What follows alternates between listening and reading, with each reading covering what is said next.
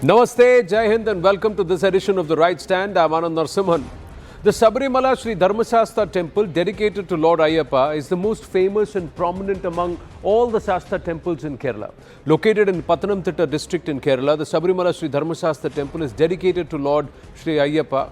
Situated atop a hillock, the Sri Dharmasastha temple is surrounded by mountains, dense forests that are part of the Periyar Tiger Reserve. It is one of the largest annual pilgrimage sites in the world, with an estimated 10 to 15 million pilgrims visiting the temple every year.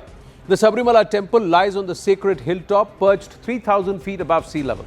Now, the major pilgrimage season at Sabarimala is the 41-day Mandala Kalam and thereafter the Magaravilakku festival, which coincides around Jan 14, that is Makara Sankranti.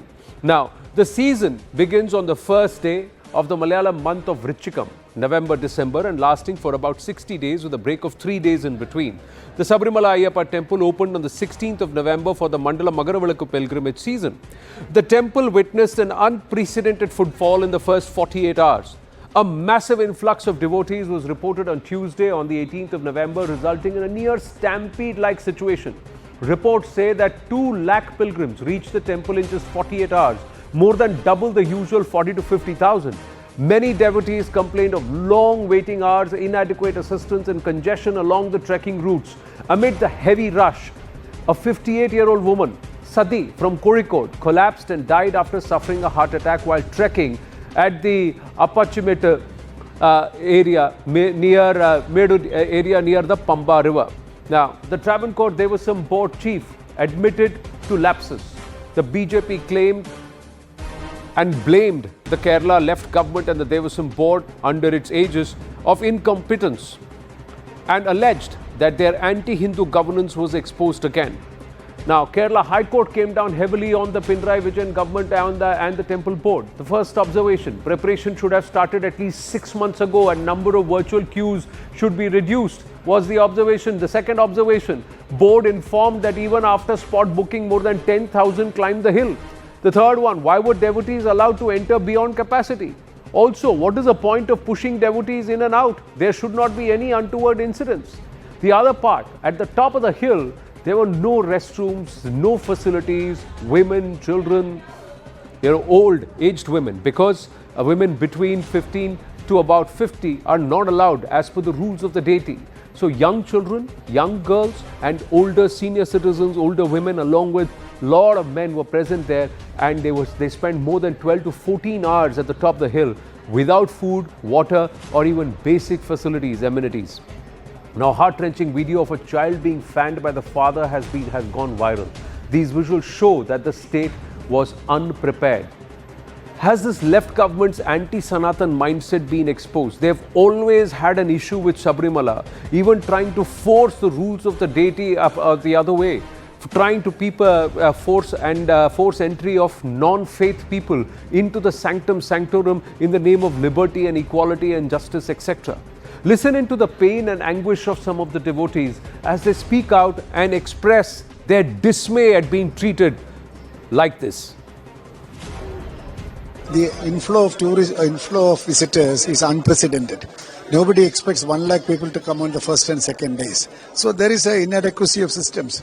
Then secondly, today I don't know what has happened, because a lot of people have jumped the queue and formed an unruly crowd on the lower Tirumuttam. That we will control. We will allow them to for darshan now, and then we will barricade all these places. See, children also facing so many problems. See, the police also not caring about the people, not giving the water also properly. What is this? At a Mandal time, so many people will come. After Makara Jyoti, also so many people will come. But people are facing so many problems. They are not taking certain precautions to about the pilgrims. Why then? What is the government is doing? Never seen this issue. We are coming from past 6 years. Never seen this issue. No proper administration, worst management, worst this time, very worst. God is great, but maintenance wrong. That's what. They have to maintain perfectly. Management pura waste. Management pura waste. Shri V. Muralidharan, former MOS MEA, is with us at this point. Muralidharanji, namaste. Thank you for your time. You heard the devotees. You've seen the pathetic state of affairs there. What is your what are you thinking at this point? Is this how devotees will be treated in Kerala year after year? See, this is not a new thing. In fact, Sabarimala pilgrimage, as you mentioned in the beginning, it happens in the Malayalam month of Vrishikam, that is mid-November to mid-January. It's a yearly phenomenon. It's not something suddenly that has happened. So government has all the time, at least 10 months after the last pilgrimage, till this pilgrimage, there were 10 months. Last month, the Honorable President of India, Rashtrapati ji, visited and had darshan in Sabarimala. After that, there was one whole month. And the fact that the Devaswam board and the government of Kerala's, that is the communist government, they didn't give due attention to the providing facilities for the pilgrims. That is the basic reason why this is happening. And I would like to remind that there was a recent program called the Global Ayyappa Sangamam, where the government of Kerala, including the Chief Minister, announced that around 1,000 crores will be spent on providing facilities for the pilgrims. But today, to everyone's dismay, we find that the Karnataka government has issued a advisory saying that the pilgrims should they should be extra cautious because there is a fear of the amoebic meningoencephalitis, which happens from stagnated water. So the basic facilities of providing drinking water, providing the required amenities, daily requirements for the pilgrims, on that side, the government has not given any attention. On the other hand, Kerala government spent around 6 crore rupees on having that global Ayyappa Sangamam, where those people who were invited, they were provided 5-star facilities. So I feel that the communist government, they don't have any special attention, devotion to the Sabarimala or the temples of Kerala. That's why it is being neglected. There was no attention paid. There was no meetings held. Normally, every year before the pilgrim season starts, a detailed meeting on the preparations are held. But this year, we know that there was a lot of discussion, and the case is going on in the High Court of the loot of the gold that was plated in Sabarimala. So the government is more interested in protecting those who looted those gold and not very much interested in providing the facilities required for the ordinary devotees. But that is the basic reason why this has happened. But is this, what is the thought process here? Why would somebody love something like that? This is the same Sabarimala where they tried to force entry of those who are not allowed by the rules of the deity. There was a huge ruckus created. So all these rules form only for the Hindu faith, is it, Mr. Muralidharan? Is that the case? Yeah, that's what I would also like to raise, because this would not happen to any other place of worship other than the Hindu places of worship. Any other religion's place of worship, if anything very similar to this had happened, it would have raised a hue and cry from the entire political class, entire society. But unfortunately, the communist government is least interested in the upkeep and the maintenance of the Hindu temples. That is the basic reason why this is happening every year. This is not the first time. 2 years ago, there was a similar situation by the end of the season. Many people who wanted to come to Sabarimala, they couldn't reach there, and midway they returned back. Now I hear reports and read reports that on the very first day, people who came from many other states, they didn't reach Sabarimala. In between, they had to stop the pilgrimage and return back. Yeah. The basic reason is that the government has not given the due attention, and the department and the Devaswam board. Now, say for example, now the president was telling about 2 lakh people coming. Yeah. See, there is a virtual queue, and virtual queue should take care of these things. That is why the virtual queue is created. Correct. Why should you give spot booking for 10,000 people? That is what today the High Court asked. High Court asked that in spite of such a big queue, 2 lakh people thronging together, the Devaswam board gave spot booking facilities for 10,000 more people. When already you were unable to control the people, why did you give another 10,000 people the opportunity to get into the queue? So the virtual queue system has completely collapsed. There is a principle of temple economy also. From a governance point of view, if 10-15 million people are going to come to what is one of the most visited pilgrimage sites in the world, would you not want to ensure that it is facilitated in such a way, because it also boosts the local economy? It is also a huge matter of pride for the state. Kerala, which is branded as God's own country, then why this apathy? Why would a government not want to show? Or is it to try and say, don't come to temples? See, it seems there is such a hidden agenda that Sabarimala, it is a big crowd, don't go there. To spread this message and create panic among those desirous to go to Sabarimala. So nobody would dare to go to such a place where it is unsafe. So this mishaps happening, mismanagement happening, not providing the required amenities, this is happening every year.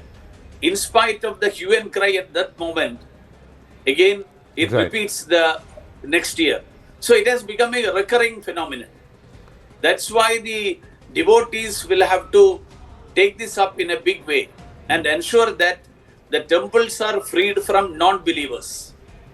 Ultimately, those who are not believers, when they manage the affairs of the temple, this is how it happens, and we are seeing the result of such approach. But my final question, Mr. Muralidharan, lakhs of Hindus from Kerala have trusted Mr. Pinarayi Vijayan with the mandate.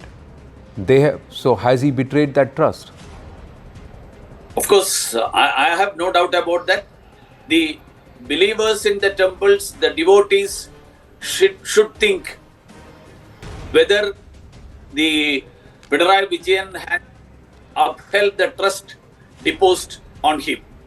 And people should come out and express their opinion and express their views at the appropriate time to ensure that the believers, the non-believers are not entrusted with such responsibilities. Right. Mr. V. Muralidharan, thank you for speaking so candidly and frankly with us here on The Right Stand. Thank you very much. Namaste. Dr. Anand Ranganathan with us, Arun Anand, author and columnist with us, and Vivek Srivastava, leader of Left, is also with us. Namaste and Jai Hind to everybody. Dr. Ranganathan, your thoughts? You posted a video that's gone viral, and you had something very strong to say there, those words that you used, that these are not lambs walking silently to a slaughter, they are bleating. That's what you said. Very strong words that you've used. They are not strong enough. Good evening, Anand, and good evening to my fellow panelists. It is a catastrophic situation, but I'm afraid I just heard the previous panelist, who is the ex-MOS, and he was saying that non-believers should not be given the task of managing temples. I believe that is specious to begin with, because this kind of mismanagement happens all the time, multiple places, multiple Hindu temples, and they are managed by Congress politicians, communist politicians, BJP politicians, cutting across party lines, believers, non-believers, what have you. The entire point is that the state is controlling Hindu temples when it should not. And the control of this and the property of the Hindu temple, the reason why they control it, because it is the largest, financially most damaging scam of independent India. Even using petroleum sector as a cash cow pales in comparison to the loot and pillaging of Hindu temples that is happening in the name of secularism. Anand, Hindus are easy to dupe and abuse because they don't behead transgressors. And the irony is that India is being branded a fascist Hindu Rashtra. I want to ask, What sort of Hindu Rashtra is this? That those who want to eradicate Sanatan Dharma are controlling the temples of Sanatan Dharma. There is corruption in running mosques and churches as well, like in Coimbatore and Jabalpur churches recently, Believers Eastern Church Kerala, Methodist Church Fatehganj, but only Hindu temples are taken over by the government on the pretext of corruption. Why? I ask you, are the communists in Kerala, for whom religion is the opium of the masses, why are they controlling 3058 Hindu temples? Why is Muslim appointed on Tarkeshwar board, a Christian on Tirupati board? Why is government of just 10 states controlling more than 110,000 temples? Tamil Nadu alone, 36,425 temples, similar amount of temples in Karnataka. Why? What business is it of the state to levy an administrative charge between 5 to 21% on temples in the name of audit? What business is it of the state to dictate how many times a puja is to be conducted, who is to conduct it, who is qualified to be a priest? What business is it of the state to control tens of thousands of acres of temple land and then set rent on it? The loss to temples on account of this alone is estimated over decades to be in lakhs of crores. As you know also, the activist T.R. Ramesh, who could go to jail anytime. Tamil Nadu government that should be earning 6,000 crores per annum from the 2.44 crore square feet of temple land it controls, earns a mere 58 crores, not even 1%. Why is it that a petition to free Hindu temples was pending in the Supreme Court since 2012? They can allow midnight hearings for terror accused, but not here. But then I ask you, and this is the question I want to ask everyone. If the Congress can bring in a legislation to control Hindu temples in 1959, one that still stands, why can't the BJP bring in a legislation to override it? That's because the title of your book is quite apt. Hindus are 8th class citizens in Hindustan. Vivek Srivastav, 10 to 15 million, 15 million pilgrims who come to Sabarimala on an average every year. One of the most visited pilgrimage sites. For a state government, irrespective of what ideology, you would at least want to ensure that you facilitate it and make world-class arrangements, especially after the promise post the floods. Especially after, like Mr. Muralidharan said, 1,000 crores are being allocated. Where are the 1,000 crores? Yes. Mr. Muralidharan said that you need people with devotion to manage the shrines. So Yogi Adityanath doesn't have the devotion because of what happened in Kumbh. The government in Delhi doesn't have the devotion because of what happened with the Kumbh Yatris at the New Delhi railway station.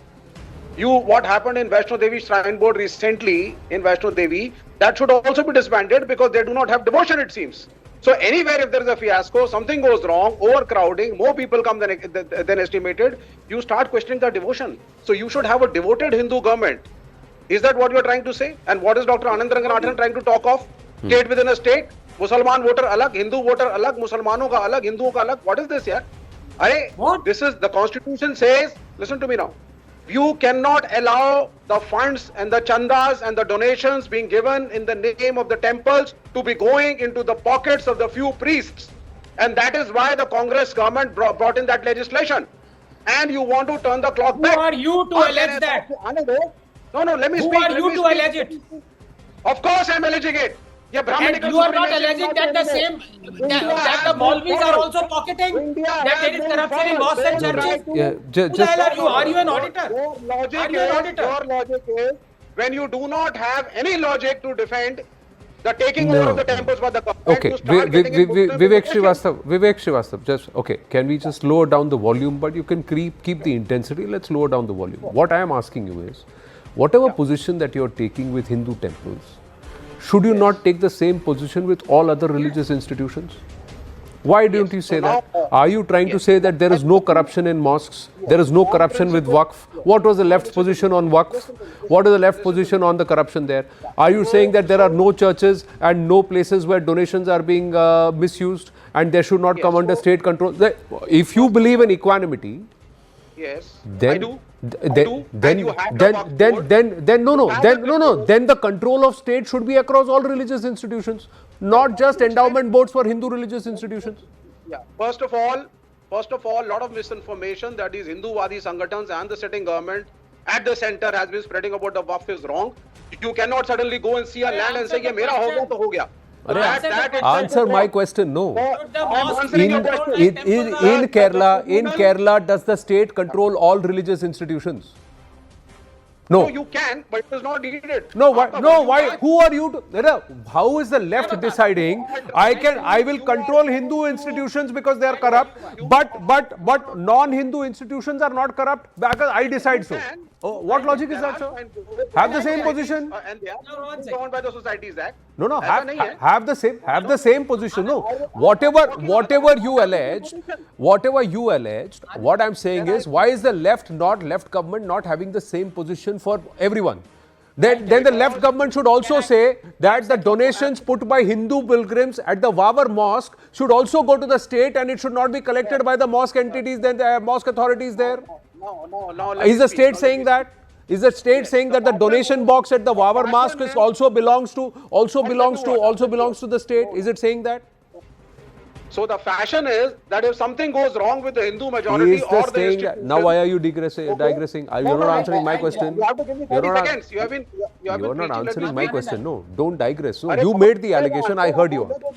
Second आपने तो बोल दिया और हो गया साहब narrative आपका complete ये थोड़ी ना बात है See, you give me 30 my seconds point, and my let me point speak. is, my point is, you I answer will my answer question. 5 minutes. You please answer my I will question. answer- no, no, I What will you not do answer is, that. what you tend to do is, you deflect. You then become personal, and then you try and make allegations which, and then you say, I assume, and therefore, and maybe. This is the classic leftist narrative. No proof. I assume, I allege, and therefore, and maybe. These are the 3-4 around which all your arguments are stem from. Arun Anand, please tell. Okay, I have limited time. We've got to get to the other contentious aspect also, or as I have to move on. Dr. Ranganathan, please wait. Arun Anand has been waiting patiently. Yes, Arun Anand. We'll spend another 2-3 minutes on this before we move. I just want to add to this thing. See, there has been a general sense of apathy in the non-BJP governments when it comes to managing major religious affairs or major religious events. We have seen, like in Ayodhya, in Kashi, in Ujjain. So now, after the BJP governments have come, and especially after the BJP government came to power at the center, the situation is much better. You ask people, there are millions and millions of people who visit these places. And I also want to add, the Kerala government. So because Hindus are not a vote bank for them, so there has been a general sense of apathy towards Hindus and especially Hindu temples. And mind you, it is not only Hindu temples have actually basically in the post-colonial era. So they have been kind of basically marginalized because they're not only places of devotion. They used to be, they are at the core of the, Hindu society, the social life, the social fabric. So we need to, so when in a temple like, at such a place, so don't look at it only from a religious or a tourism perspective. So you have to look at it from a larger sociological perspective. And I think, we should stop looking at it politically and, trying to bring in, this Hindu majoritarian thing in this thing. This is a responsibility of the state towards its tax-paying citizens. When they are coming there in the large numbers, they should take care of them. Sir, Dr. Ranganathan coming to you, I'm just going to request our team to please connect Dr. Shri M.R. Venkatesh, because he is watching the broadcast and he says, I have experienced this. I have suffered here. I was there at Sabarimala yesterday. So we'll try and get him on the phone right away. Yeah, there you go. We'll try and get him on the phone and try and see what he says. Yes, Dr. Ranganathan, please. No, 2 points. With due respect to the previous panelists, who I respect a lot, the responsibility of the state is to get out of controlling the Hindu temples. That is the responsibility of the state. This is not a communist state, but unfortunately, and you asked the right question to Vivek. And you know what, Vivek, this is very unfair. Here, I get only 30 seconds. Anand, please. Okay, one minute. House rules, when I interrupt, you can speak over me, Vivek ji. Dr. Ranganathan didn't, please yield, and then I'll give you time to counter. I will keep quiet. I will keep quiet at that time. I will give you time. Please be rest assured. Yes, Dr. Ranganathan, 30 seconds, and then another 30 before we get M.R. Venkatesh. No, yes. Yes, small mercies. Vivek can only throw digital water at us. But, couple of points that I want to make.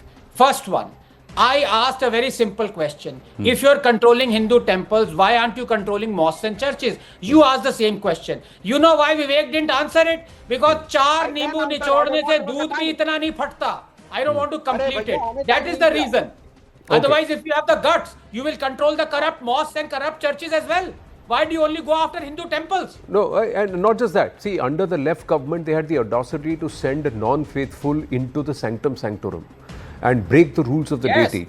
Will they do the same with trying to force women into Sunni mosques in Kerala? Will they do it, sir? Will they That do will it? be the last day. They won't. No. So that's what I'm trying to say. If you say equanimity, then it should be the same. I have MR Venkatesh on the phone. Please hear him out. MR Venkatesh ji, namaste. You're watching the broadcast. You said you suffered. You were among the pilgrims who got stuck there in Sabarimala. See, Anand, I am a regular visitor for more than 30 years as a devotee.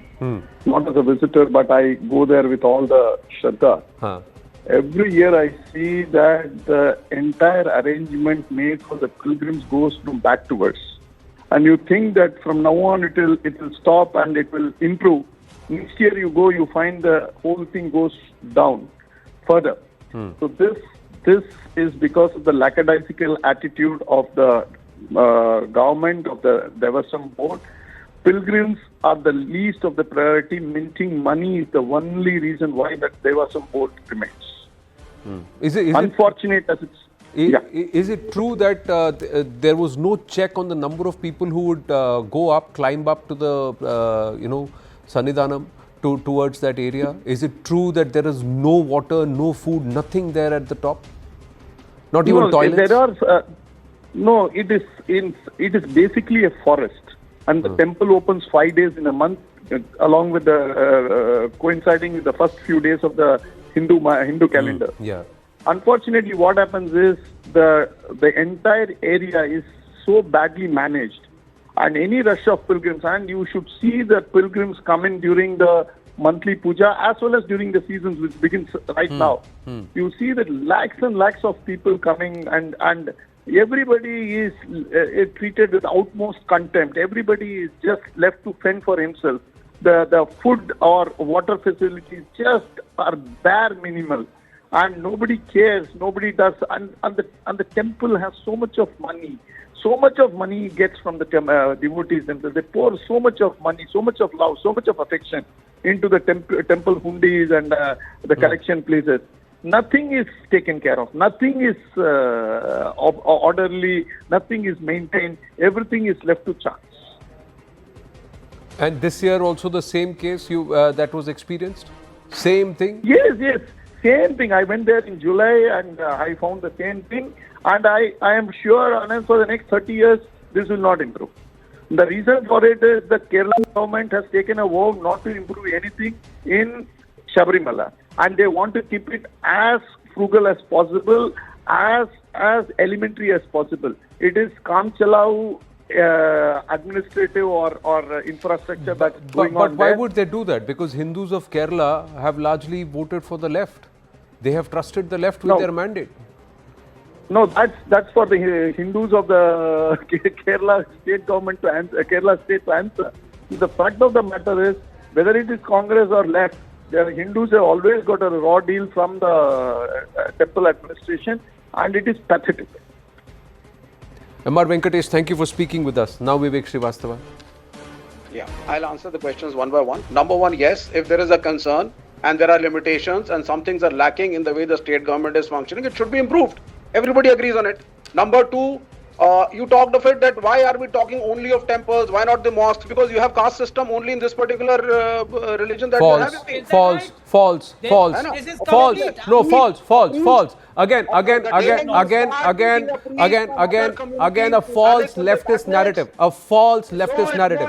Sir, firqas, caste, sects exist across all faiths. All faiths, including Buddhism, Jainism, Islam, and Christianity. There are equal number of discrimination. Tell me, sir, 41% of the Christians in Tamil Nadu are branded Dalit Christians. If there is no casteism there, why are they called Dalit Christians? Why did the Congress say that Charanjit Channi is the first Dalit Sikh? If there is no casteism in Sikhi, no casteism in Christianity, why is it that they were called? Who are the Pashmanda? Who are the Pashmanda in Islam if they are not who are not the lower caste Muslims? Who are not considered the lower caste Muslims? Who are the Sayyadi if they are not the upper caste Muslims? You please tell me, sir. So again, leftist narrative. I disagree with you. I disagree with you when you peddle false narrative, sir. My question is, sir, there is no reason for caste in this. There is no reason. Ayyappa devotees, there is no caste. There is no caste for Ayyappa devotees. Ayyappa himself is a tribal. Ayyappa himself is a tribal. There is no caste for Ayyappa. And anybody and everybody who follows the rituals and rules of the deity is allowed. No, is allowed to. Is allowed to go. There is no caste. There is no. Tell me, sir, can you recognize anybody from their caste in this entire group of lakhs of devotees? Can you recognize a single person and name that, identify that person's caste in this picture that is on the screen? Can you recognize the caste of this person who's fanning his daughter? Can you recognize the caste, sir? There is no caste. So your gobbledygook and this garbage that you're uttering, sir, I reject it outright. I reject it outright because it's a false narrative. Shouting is not going to help. You come with facts, not with your leftist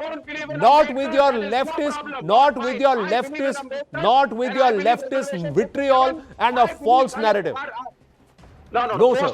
This government got the votes of its people. This government gets revenue from this temple. This government has the right. The government has a right to respect every faith, and the government has a right to provide the constitutional dignity of life to every single person coming there, irrespective of who that person is. And that has been denied to these devotees, and that's plain visible, sir.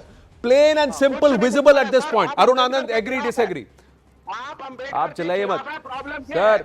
Bhimrao Ramji Ambedkar के संविधान को आप हाथ नहीं लगा सकते हैं.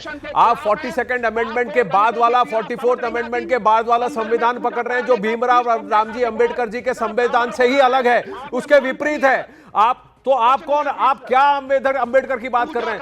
All your narratives, all your instructions and everything that's come, sir, page by page, word by word, I'll tear it apart and I'll shred it to threads because it's all garble. It's all garble, sir. And it's got nothing but therefore, maybe, and assumptions. And you know, with the word assume, sir, there are two asses in it.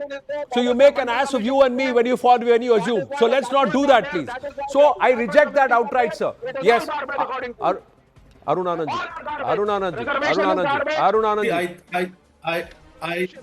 I think,